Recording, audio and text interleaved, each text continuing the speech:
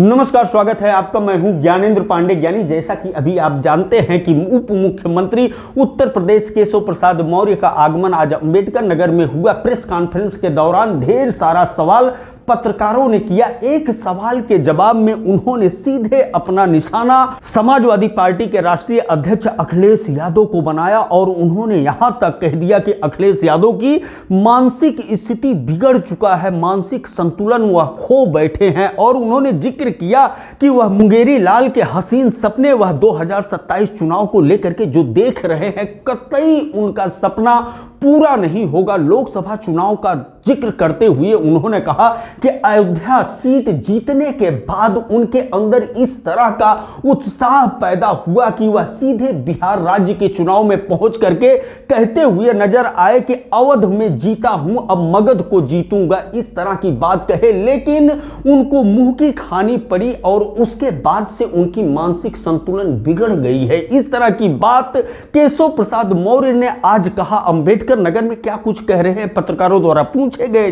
जवाब में अखिलेश यादव पर हमला बोलते हुए सुनिए उनकी बात। श्री अखिलेश यादव जी, मैं आपको बता दूं 2027 में मुख्यमंत्री बनने के लिए मुंगेरी लाल के हसीन सपने देख रहे थे। क्या सही है कि लोकसभा चुनाव अयोध्या की हम हार गए थे और इसी अहंकार में वो बिहार गए थे। बिहार में प्रचार कर रहे थे कि भाजपा को अवध में हराए हैं और मगध में हराएंगे, लेकिन वह हाँफते हाँफते तेजस्वी यादव जी को नेता विपक्ष बना पाए, सरकार तो नहीं बना पाए।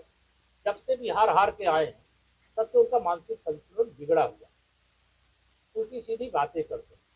जब वह सरकार में थे 2012 से 2017 तक उत्तर प्रदेश को बर्बाद कर दिया, अपराधियों को संरक्षण दिया, कानून व्यवस्था ध्वस्त की, दंगों की आग में मेरा उत्तर प्रदेश झुलस रहा था।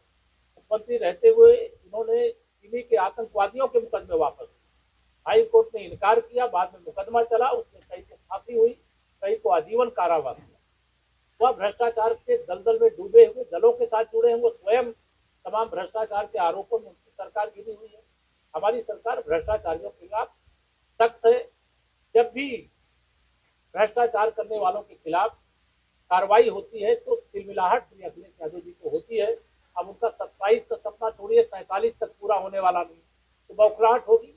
इस प्रकार के उल्टे सीधे बयान देते रहे। अंबेडकर नगर में उत्तर प्रदेश के उप मुख्यमंत्री श्री केशव प्रसाद मौर्य जी आए और उन्होंने पीडीओ को लेकर के तमाम तरह की बातें की।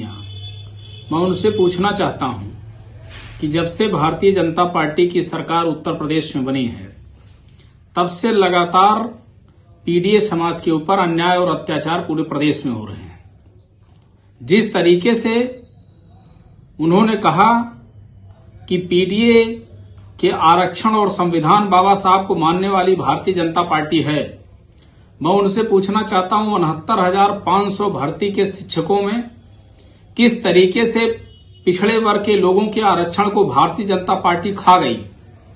तब केशव प्रसाद मौर्य के मुंह में दही जमा था, छात्रों के ऊपर बर्बर लाठियां बरसाई गई। तब केशव प्रसाद मौर्य कहां थे?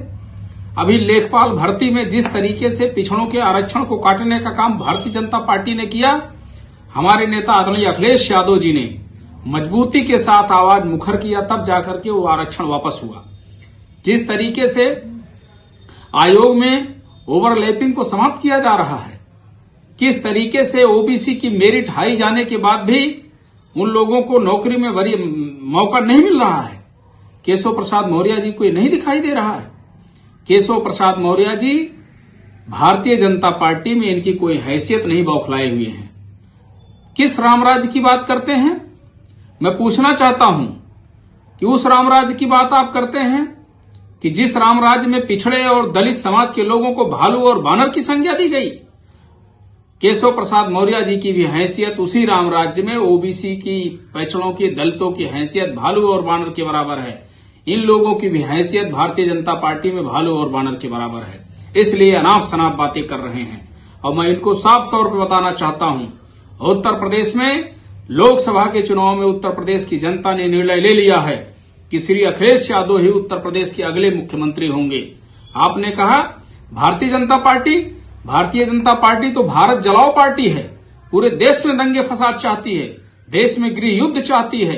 देश में जाति और धार्मिक उन्माद फैला करके राजनीति करना चाहती है। भारतीय जनता पार्टी को लोकसभा के चुनाव में उत्तर प्रदेश की जनता ने बाहर का रास्ता दिखाया है और विधानसभा के 2027 के चुनाव में उत्तर प्रदेश की जनता बाहर का रास्ता दिखाते हुए श्री अखिलेश यादव के नेतृत्व में पीडीए समाज के उत्थान के लिए उत्तर प्रदेश में बहुमत से समाजवादी पार्टी की सरकार उत्तर प्रदेश की जनता और पीडीए समाज बनाने का काम करेगा, ये हम आपसे कहना चाहते हैं। बहरहाल बजट पर चर्चा करते हुए उन्होंने कहा कि सरकार ने जिस तरह से बजट पेश किया है वह आम आदमी के लिए है, देश के विकास के लिए है, जिला राज्य गांवों के विकास के लिए है और विपक्ष कहीं ना कहीं बौखला गया है सरकार के सुशासन को देख करके और उत्तर प्रदेश से लेकर के केंद्र तक सभी नेता इस समय जो विपक्ष के हैं वो उल जुलूल बातें करते हुए नजर आ रहे हैं। आज सब मिलाकर के विपक्ष पर पूरी तरह से हमलावर नजर आए केशव प्रसाद मौर्य और उन्होंने स्पष्ट तौर पर कहा सरकार इसी तरह से विकास रथ को आगे बढ़ाती रहेगी, लेकिन अब विपक्ष कितना हमलावर होता है यह देखने वाली बात होगी। एबीएन न्यूज प्लस के लिए ज्ञानेंद्र पांडे, ज्ञानी, अंबेडकर नगर।